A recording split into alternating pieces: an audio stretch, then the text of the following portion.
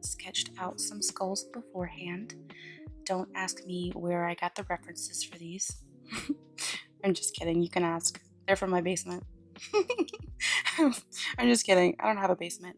Anywho, as you can see from the sketches, the cat's socket to skull ratio is much higher than a human and more towards the top of the skull. So if you're an artist that likes to use guidelines, keep that in mind.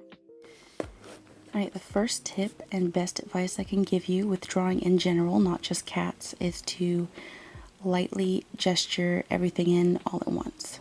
Meaning, don't detail anything until you've had time to adjust all of the features so they work together. Then when you're satisfied with where everything is placed and how it's shaped, commit to detailing. Alright, we're going to sketch one hairless babe first, so the fur doesn't get in the way of our anatomy study. Then we'll sketch a babe with a ton of fluff. So go ahead and lightly gesture your circle in if that's how you like to begin. I usually start with the eyes, but today we'll stick with something probably familiar with most artists and start with the face frame.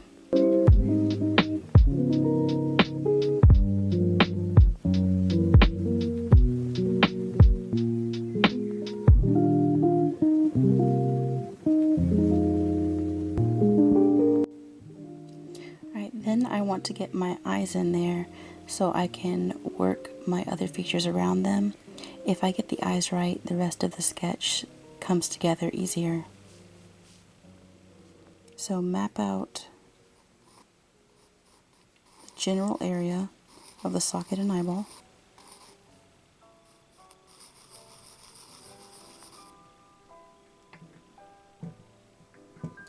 And another good reason to sketch a sphinx is all the wrinkles and folds. You can use them to measure distance, because the least amount of distance from one feature to another, the better. There's less of a chance for you to mess up. So shorter distances are better, like from this wrinkle to the nose, rather than going from the ear all the way down to the chin. You're more likely to mess up a larger distance. Alright, so I'm going to start putting in all of the features I see and adjusting them around the face so that they match.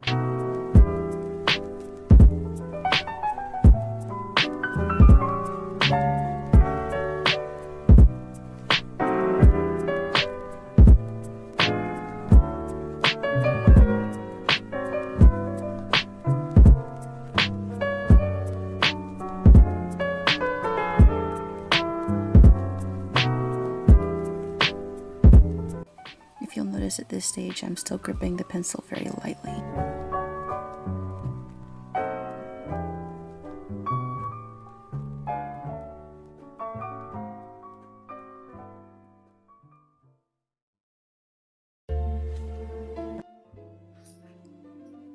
Okay, so another thing I want to touch on really quick. If I say to myself the eyes are an almond shaped, the pupils are diamond shaped, and the nose triangle, the mouth is a W, I'm going to wind up with a really funky looking cat. So I embrace the abstract shapes, you know?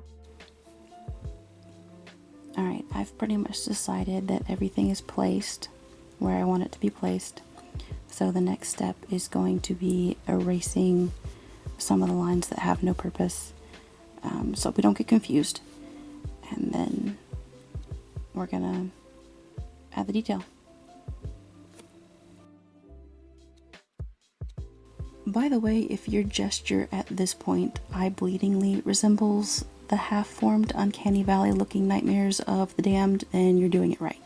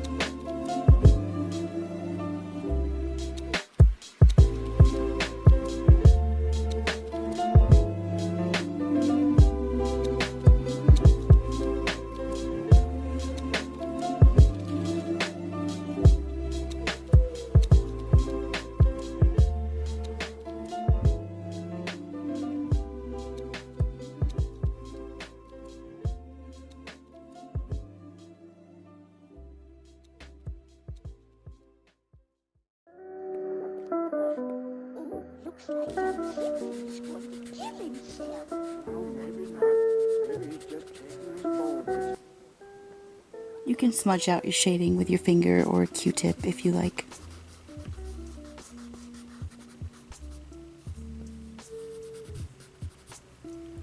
I tend to leave some of these original gesture lines because I like the movement it gives the sketch.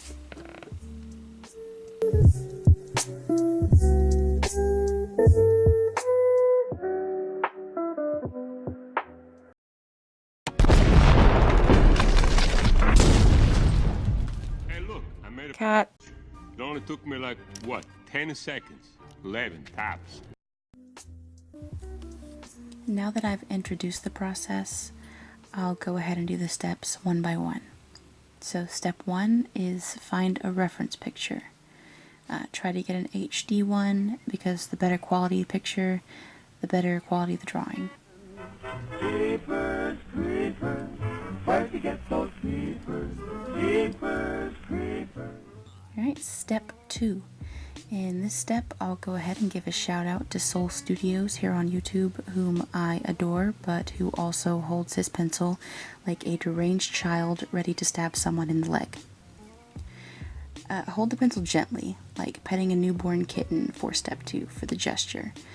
Holding it closer to the bottom is for the more detailed stage, to give you more control. Second verse, same as the first, except in this instance, I'm going to start with the eyes.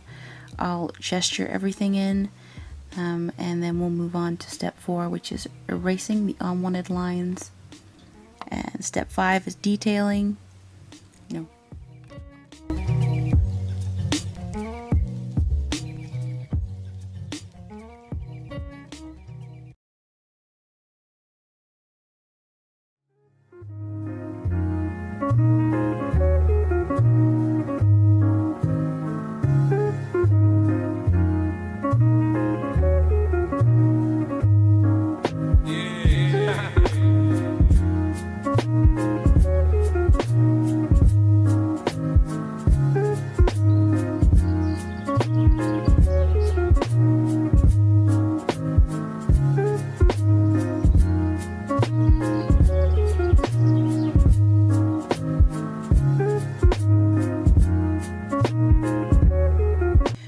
we're back to this uncanny valley moment here where the eyes have not yet been shaded in, the detail hasn't been added, but I'm pretty happy with where everything is sitting except for the ear. And I'm going to go ahead and erase out my unwanted lines, which is step 4.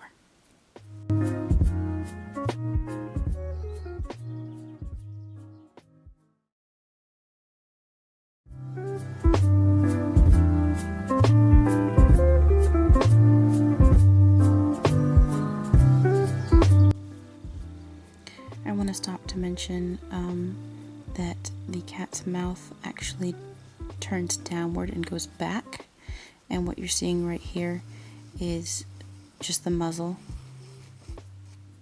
the little bunny rabbit cheeks is what gives it a smiley look. Do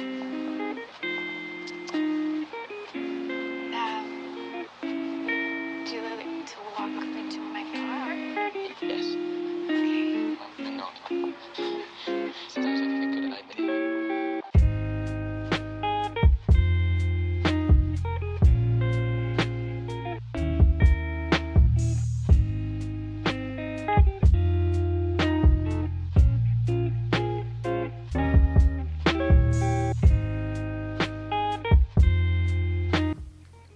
A lot of people will just scratch like this to get the fur, but I recommend varying the strokes in slightly different directions, just so you can tell that the hairs do grow on their own and not in this wild patch.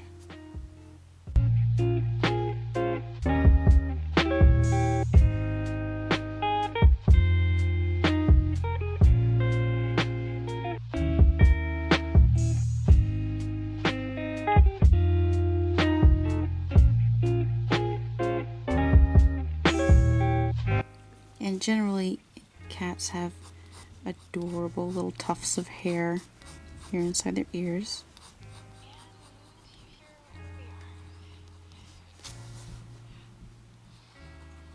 It's so cute, it makes me want like 7 of them.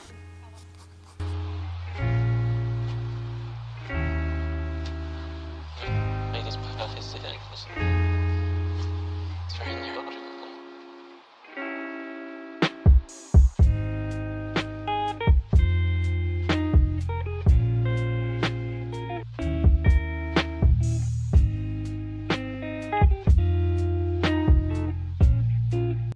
Alright, that is about the long and short of how to draw a cat.